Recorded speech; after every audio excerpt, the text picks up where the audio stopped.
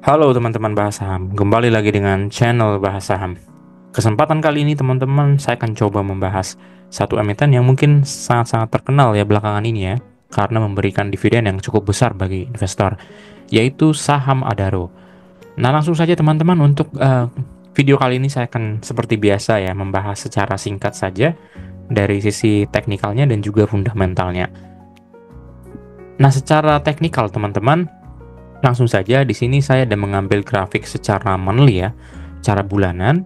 Untuk emiten ini sih ya terlihat adanya di sini ada double top ya, teman-teman ya. Kalau saya coba tarik garis secara horizontal di sini untuk melihat titik resisten pertamanya yang paling tinggi itu berada di angka 4000 ya, 4000 atau 4130 range di sana ya. Nah, angka ini terlihat di sini sudah menjadi double top ya, teman-teman. Double top itu secara teknikal ya dia terjadi harga yang sama di dua kesempatan yang sama dan setelah itu dia turun. Dan kalau kita lihat walaupun memang koreksinya ini cukup dalam gitu ya, dari harga 4000 ke 2300, ini bisa kita lihat nih secara lebih detail di daily ya, sehingga di sini terlihat ini ada gap yang cukup dalam gitu ya. Kalau tidak salah ini lebih dari 40% kalau saya tidak salah untuk penurunannya setelah dia membagikan dividen di X-date-nya gitu ya, dia langsung turun dan terlihat ada memang peningkatan sedikit dan dengan volume yang cukup besar tapi tidak terlalu kuat untuk bisa menutup keseluruhan gap gitu ya. Nah kemudian kalau kita coba secara balik lagi ke bulanan tadi untuk grafiknya, angka 4100 ini memang menjadi titik resistannya gitu ya, karena double top. Nah sekarang sejauh mana penurunan harga emiten ini? Apakah dari harga sekarang di angka 2300 ini bisa menurun lagi gitu ya? Nah, coba kita lihat ini di sini juga di tahun 2000 kalau tidak salah nih tahun 2023 Mei ya, dia juga pernah menjadi titik support nih di sini teman-teman. Nah, angka 2015 ya atau kita katakan saja angka 2000. Nah, angka 2000 ini kalau kita lihat secara bulanan memang dia pernah menjadi titik resisten nih.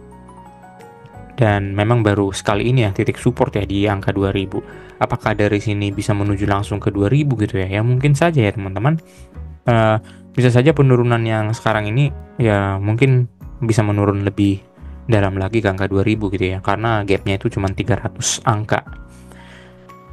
Nah kalau kita lihat nih secara mingguan untuk lebih memperjelas penurunan harga emiten ini gitu ya. Secara daily saja teman-teman. Nah secara daily memang terlihat ada titik support di 2000 ini bisa menjadi titik support kuat nih teman-teman. Apakah kita bisa langsung membeli sekarang di angka 2300? Saya rasa sih ya memang volume di sini sudah cukup tinggi gitu ya. Tapi mungkin saja menunggu koreksi sedikit di angka 2200-an untuk mendapatkan harga terbaik dari emiten ini gitu ya. Dari harga sekarang saja di angka 2000 angka 2200-an ini menuju ke angka 2300 karena di sini terdapat banyak gap ya teman-teman yang mungkin harus ditutup emiten ini gitu ya. Ini sudah berapa persen ya teman-teman? Itu sudah cukup lumayan untuk mendapatkan gain gitu ya. Nah sekarang kita coba lihat lagi nih, di mana saja sih gap itu gitu ya teman-teman? Apakah gap-gap tersebut kemungkinan besar akan bisa ditutup atau malah ada gap nih di bawah gitu ya? Apakah dia akan menutup terlebih dahulu di bawah? Yang ternyata memang ada ini teman-teman. Ada gap dari Adaro ini di harga kurang lebih 1500-an gitu ya. Walaupun memang menuju angka sini itu sudah cukup sepertinya mustahil ya, tapi ya tidak tertutup kemungkinan gitu ya teman-teman, karena di angka 1500 ini juga dia pernah menjadi titik resisten gitu ya di sini ya dan menjadi titik support. Nah, kalau saya tandai di sini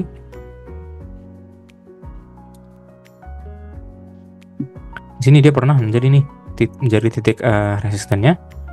Kemudian kalau kita ini lagi di sini juga menjadi titik resisten dan tentunya di sini nih menjadi titik support teman-teman.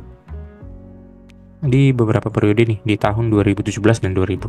Jadi ya mungkin saja nih ke angka 1500 ini gap selanjutnya ini bisa ditutup dulu gitu ya. Tapi ya apapun itu untuk emiten ini sih kemungkinan besar akan terjadi recovery yang cukup cepat gitu ya teman-teman. Karena dari sisi emiten ini kan emiten tambang dan tentunya memang cukup cuan untuk performanya gitu. Nah, jadi bagaimana keputusan kita ke depannya? Apakah memang langsung membeli harga sekarang? Kalau saya pribadi sih mending menunggu di angka 2000 dulu gitu ya. boleh membeli sekarang kalau memang ingin memiliki emiten ini dengan posisi sekarang gitu ya, atau memang kalau memang mau menunggu sih angka 2000 dan kemungkinan besar bisa saja menurun ke angka 1500. Tapi kalau melihat volumenya ya teman-teman, volume dari semenjak emiten ini IPO yang tertera di grafik ini sampai dengan sekarang ya, volume pembelian di minggu semenjak dia mengalami penurunan yang cukup signifikan itu juga cukup tinggi ya volumenya gitu ya teman-teman. Dan tentunya volume yang tinggi itu bisa menjadi indikasi akan terjadi pembalikan arah. Tapi kalau saya pribadi sih saya lebih baik menunggu di angka 2000 gitu teman-teman. Nah sekarang kita coba lihat secara sekilas dari sisi teknikalnya teman-teman ya. Maksud saya fundamental. Nah untuk emiten Adaro ini teman-teman, dia sudah mengeluarkan laporan sampai dengan kuartal ketiga, di mana dia mencatatkan angka 19 triliun ya labanya. Wah cukup tinggi ya teman-teman ya, cukup bagus ya. Memang emiten tambang itu tidak sembarangan ya. Dan tentunya di sini, tapi kalau kita lihat ya, tentunya di sini kalau kita melihat secara sekilas untuk laba bersih di tahun 2024 kuartal ketiga ini sebenarnya terjadi penurunan nih dari tahun 2022, di mana dia performa tertingginya itu di tahun 2022 gitu ya. Dan tahun 2023 menurun, dan sepertinya tahun 2024 juga setidaknya at least bisa menyamai laba tahun 2023. Nah, secara tahunan di sini untuk earning per share-nya itu mencapai angka 792 gitu ya. Ya walaupun memang kalau kita setahun kan dia lebih tinggi dari tahun 2023. Tapi not bad ya teman-teman. Dia masih mencatatkan laba yang cukup menarik. Dan di sini rata-rata kenaikan ekuitasnya juga cukup tinggi di angka 15% tentu saja ya. Dan kalau kita lihat dari sisi ROE, return on equity-nya, dia sudah mencapai angka 20% yang artinya cukup bagus ya. Ya walaupun memang jauh tidak mencapai angka tahun 2022 yang mencapai 41%-an gitu ya. Nah dari sisi utang ini juga terlihat terjadi penurunan ya. Di sini secara sekilas nilai utangnya menurun, dan juga secara kita bandingkan dengan ekuitasnya juga terjadi penurunan yang menurut saya juga cukup signifikan gitu ya. Nah dengan pencapaian kinerja sampai dengan kuartal ketiga ini, ternyata angka emiten ini di PBV-nya juga masih rendah ya.